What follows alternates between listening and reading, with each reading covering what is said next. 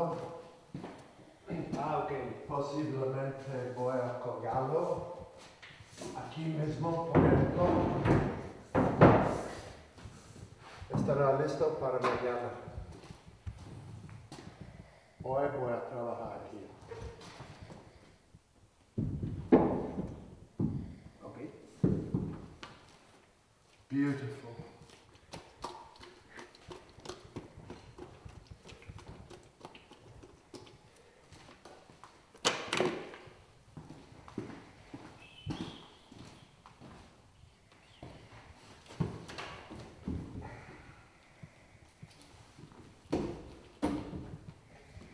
There's an idea, I have ideas because my mind is quite structural, but it's also very allowing of emotion, my work.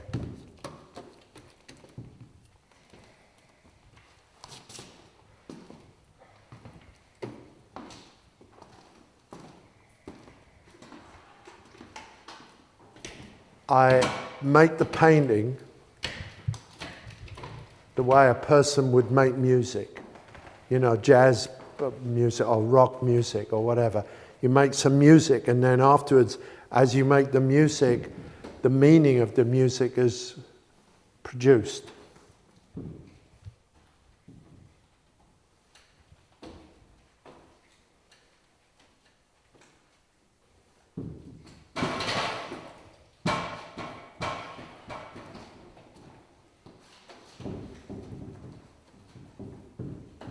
I put the music on and it's a bit like fighting and dancing. It's very physical, the way I work. You know, it's quite primitive. That's why I like the abstract art, because it's primitive. I don't have to think about whether it looks like something.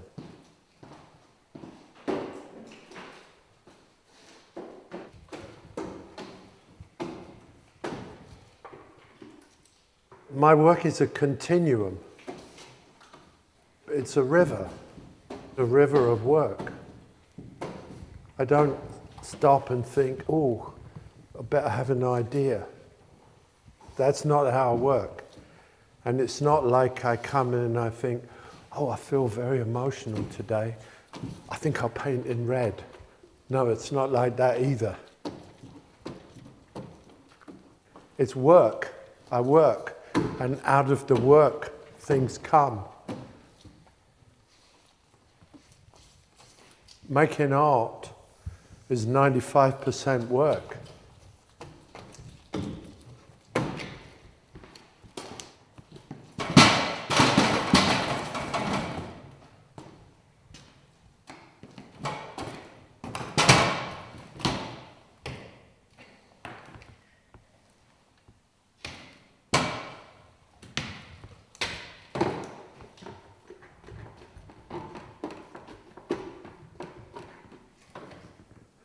So if somebody says to me, do you think you're a great artist? I haven't got the faintest idea. Actually, it doesn't matter if I think it or if I don't think it. So I don't bother myself with thinking it or not thinking it.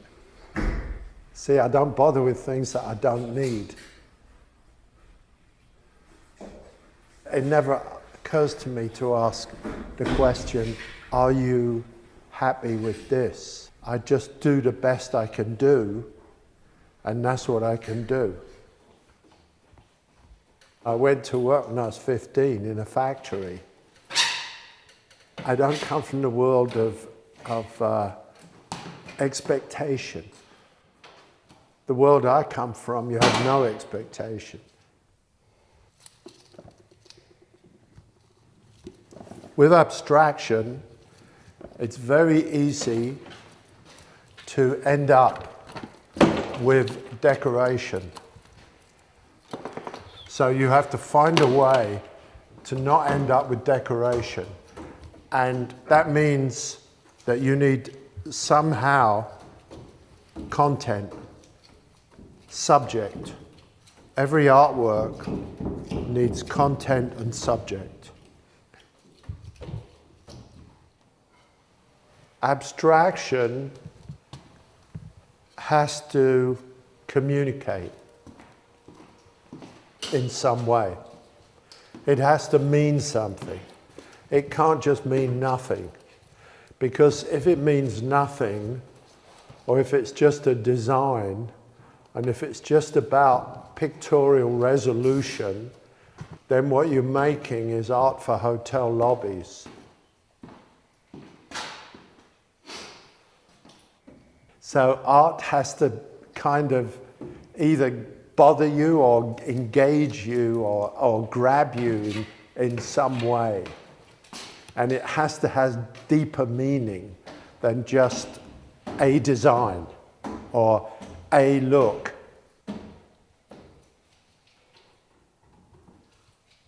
Here, you've got something that's illusionistic, that's layered, and creates space inside something that's solid. So of course it conjures up the wall and the window, but it also evokes other metaphors, such as solid and linear, line, body, lack of body.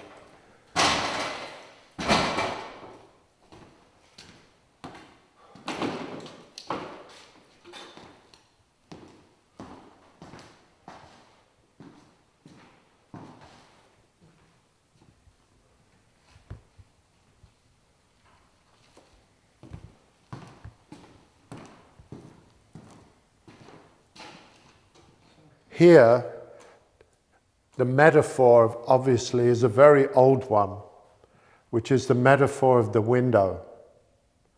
The window in art has been with us since the Quattrocento in Italy. So you have the painting of a Madonna and Child, and then you also have the window to the outside world. So you have the intimate world, the sacred world, and the outside world in the same painting. Here what I've done is taken my own history and put in what could be considered a wall of light painting within another painting, within a geometric painting. So the geometric painting is partially obscured, and you have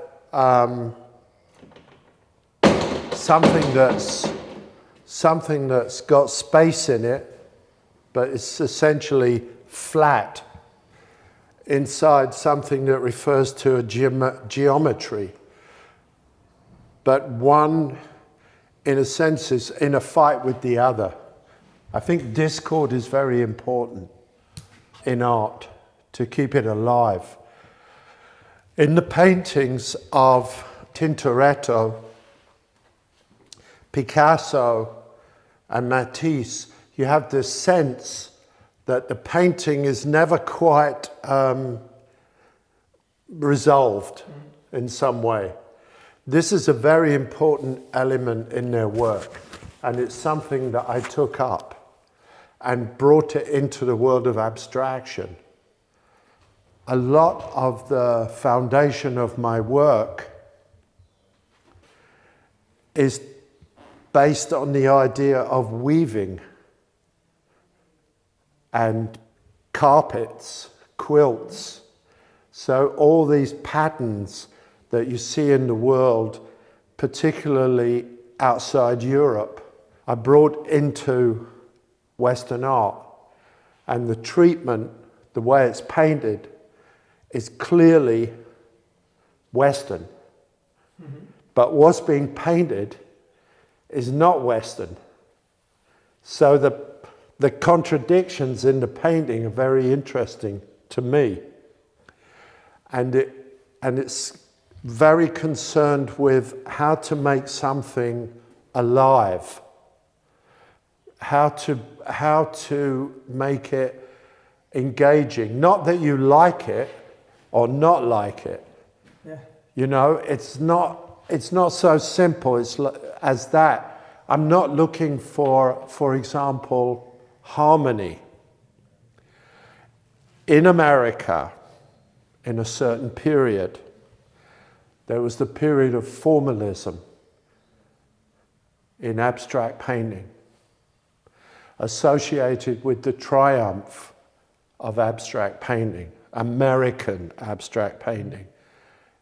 And my mind, to my mind, being European, it was the death of abstract painting. Because as soon as something is resolved, it's automatically dead. Or one of my favorite sayings is by Albert Einstein, who, like me, taught at Princeton. And he said, when I know something, I don't have to think about it anymore.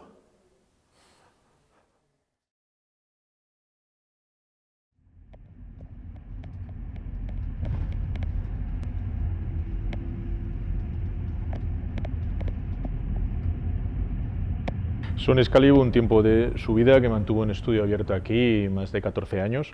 Era una época en que él estaba a caballo entre Nueva York, Alemania y Barcelona, solía pasar entre 3-4 meses en cada estudio y vivió mucho tiempo aquí, tenía una relación bastante intensa que yo creo que fructificó en el proyecto más destacado que ha hecho aquí en Barcelona, que es la capilla de Santa Cecilia, ¿no? La iglesia de Santa Cecilia, donde ha hecho una intervención total, donde se pueden ver frescos, se pueden ver vidrieras, se pueden ver pinturas suyas y es algo permanente que está siempre a disposición de los ciudadanos de Barcelona, de Cataluña y todos los visitantes que quieran venir.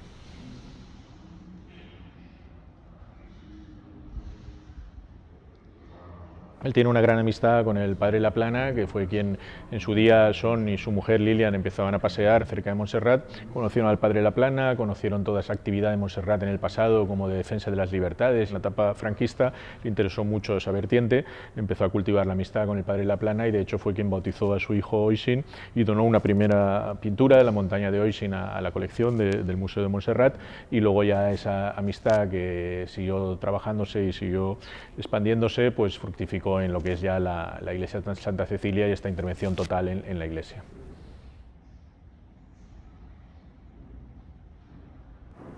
Cuando planteé este proyecto a La Pedrera, la idea era hacer una exposición retrospectiva de Sean Scully, ¿no? Dado su relación con Barcelona y hacía ya más de 18 años que nos ponía en la ciudad, pues dar una visión muy completa de la obra de Sean. Tenemos aquí 7 décadas de Sean Scully, ¿no? De su trayectoria. Empezamos con las pinturas figurativas de los años 60, que muy poca gente conoce o ha visto, influenciada por artistas como Kirchner, como Matisse, todo el expresionismo alemán sobre todo, y luego pasa a su etapa minimalista en los años 70, ¿no? Él era un miembro destacado del minimalismo en Nueva York, cuando se trasladó ya a vivir allí, pero llega un momento que se siente un poco aprisionado en el minimalismo, ¿no? Se siente muy encorsetado y decide iniciar su camino e intentar hacer otra pintura abstracta. Él siempre dice que devuelve la emoción a la abstracción.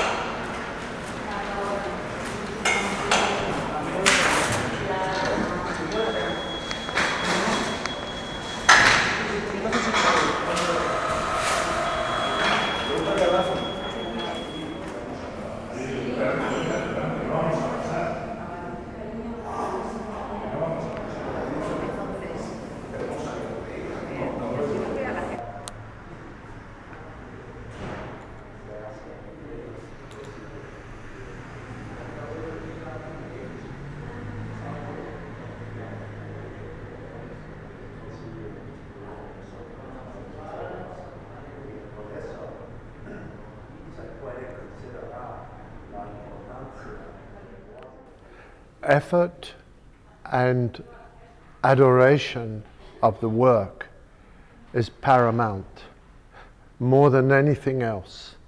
I don't think talent is worth anything like narcissism. You have to work and love to work, and then things will happen. These have a great memory for me, because in London, When I was a kid, after the war, London was heavily bombed. 1 in every 8 houses was destroyed. So we had playgrounds that were bomb sites. And in all the houses in those days, they had a system for water, which was essentially rainwater in a tank that would be at the top of the house, and then the water would come down. My childhood influences everything that I do. Memories are very strong in my work. These are paintings made under the influence, of course, of Fauvism and Die Brücke, the German movement, obviously Matisse, Kirchner, etc.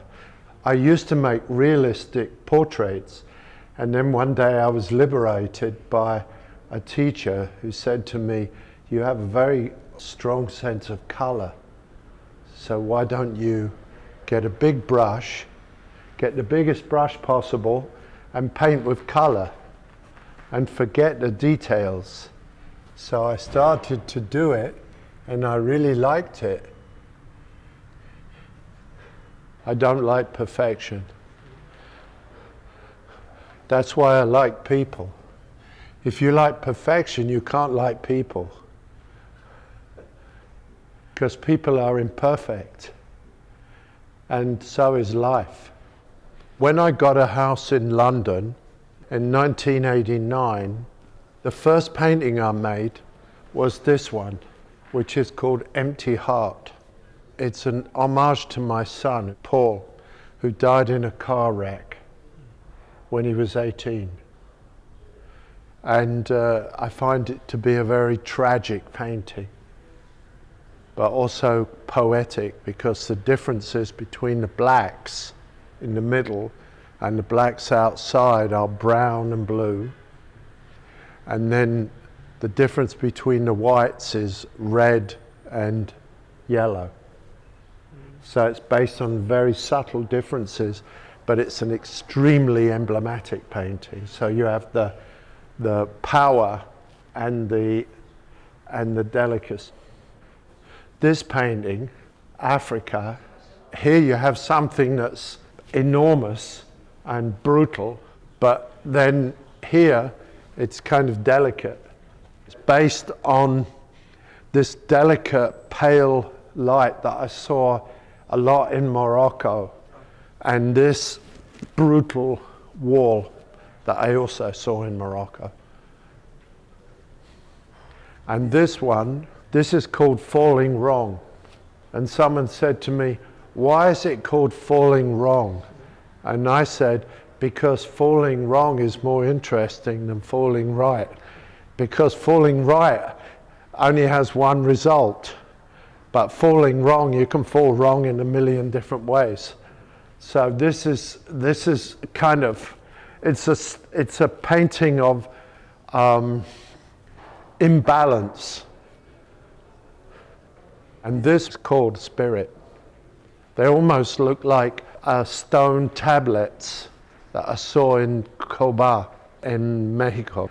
They have the stones, the stelas, broken by the naughty Spanish. So this mixes again the industrial with the emotional. And the word I would use for those stripes on the right is that they seem ragged. I use location to influence the work. Well, Spirit was made in London, which is a town where abstract painting is not highly regarded, I would say. So I think it influenced the industrial to give it a kind of political edge. So you see all these paintings here are made towards the end of the 80s. So that's early in the 80s when the paintings were quite sculptural and roughly painted. Then the paintings became flatter and the window became more important. And the window has obsessed me for decades. The idea of the interruption, the cut-out window, that became really big in the 90s and is still with me, and I'm still using it in the sculptures, because that sculpture there has got a window in it, but the window is a block that goes all the way through from one end to the other. All these little sculptures are made with stone from Mexico, which is all volcanic. This one is volcanic, like Montserrat. I fell in love with Mexico because I love history and I love human civilization and its remnants, the passage of humans. I'm very connected to this. Las ruinas, all these pyramids, and it started to make me crazy. I got crazy in love with Mexico, and I kind of liked the people too, because they were kind of poor, but they were proud. And of course I identify with that. It was a bit like, they were sort of like sunny versions of the Irish. This is another one made in Mexico. And this piece of marble here is unusual for Mexico, because normally you find this kind of stone in Mexico not so expensive. This is more like Italian, Carrera. But anyway, it was found in Mexico. And again, this is set in, and it goes all the way through. There's another beautiful collection of Mexican stone, some of which seems like marble. It took longer to make. That takes billions of years to make.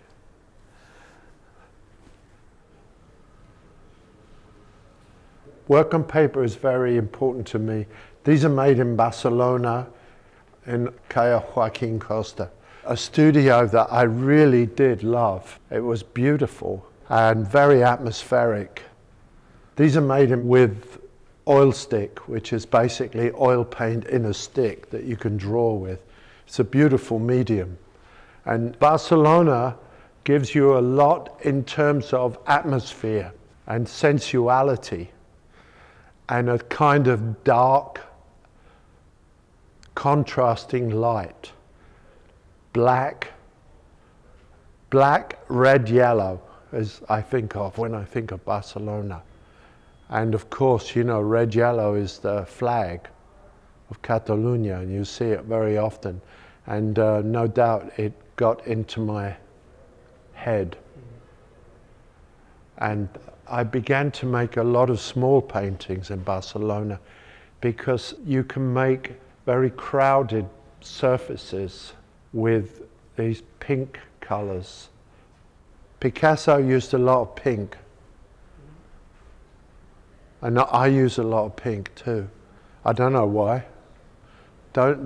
People ask me, how do I make decisions about the color? And I don't really make decisions about the color. It's entirely intuitive. I have no idea what I'm gonna do. I just hope for the best. The columns go very well with the sculptures and with the paintings, because there aren't really any straight lines in my work except when there's something cut.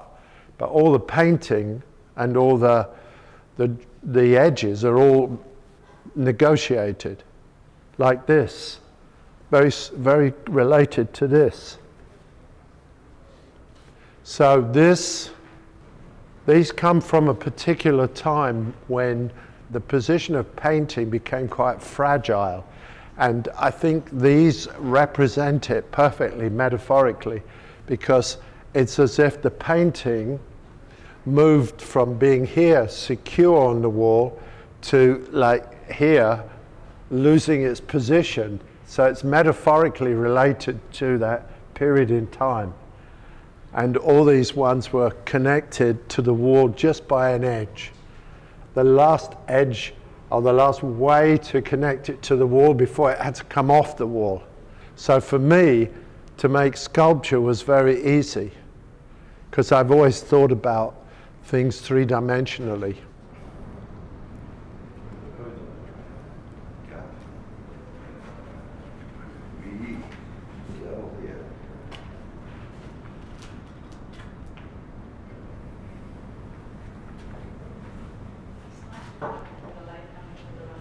Yeah, the maestro, the lighting guy is a maestro, but normally it shouldn't be overlit, you know what I mean?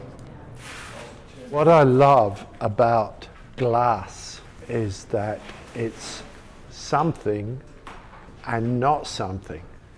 When glass was invented, it was meant to be exactly that. Something and not something, because it wasn't solid, it was transparent, but it had the advantages of blocking air like something solid. So it lives in between, like a ghost.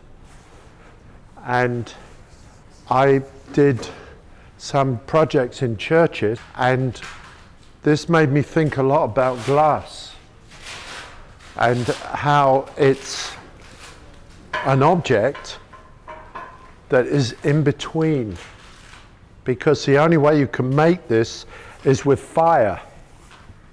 Sand subjected to fire makes glass. Fire is magic. It's like a magic force, and it's connected to all kinds of mythologies. And when we first had fire, then of course we stepped out of being victims of changing nature. You know, we could make our own ambience, our own habitat, and we could cook and heat ourselves and make light. So fire gave us heat, cuisine, and light. We could enter tunnels and see. So all that mythology is in glass, and this is a kind of monument to the partially disembodied tower. So you can have the advantages of color and light all at the same time. It's very interesting, I think, glass. And these are an homage really to my son and my wife, and these are taken from photographs that are made on the beach in an island that we go to. Of course, I don't paint realistically. I painted in a way that benefited from my experiences of abstraction and also the memory of Fauvism in the past. And you can see that they've evolved quite a lot from the other paintings. I also like about this is that the lines go through, so it's almost as if they are a spirit rather than corporal, because it contradicts the sense of body that is given by the color.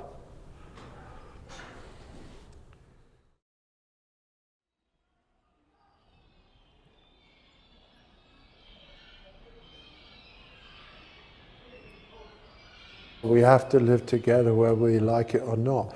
So it's not a question of thinking about should we live together. We do live together.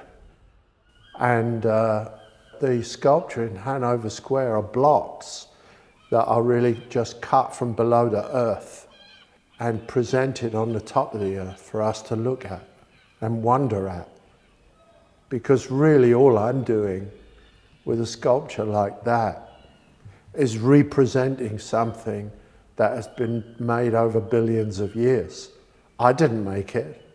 I just cut it in a way that's the simplest in order to show it. So I'm making a kind of cubistic landscape painting out of the land. It's made over time, and we are here as guests for some time, but what is underneath us is eternal, and it's made by many miracles beyond our comprehension. If we didn't have art, we'd have hell, because we're pretty good at producing hell. So art is the antidote to everything else that we produce, which is disastrous, mostly.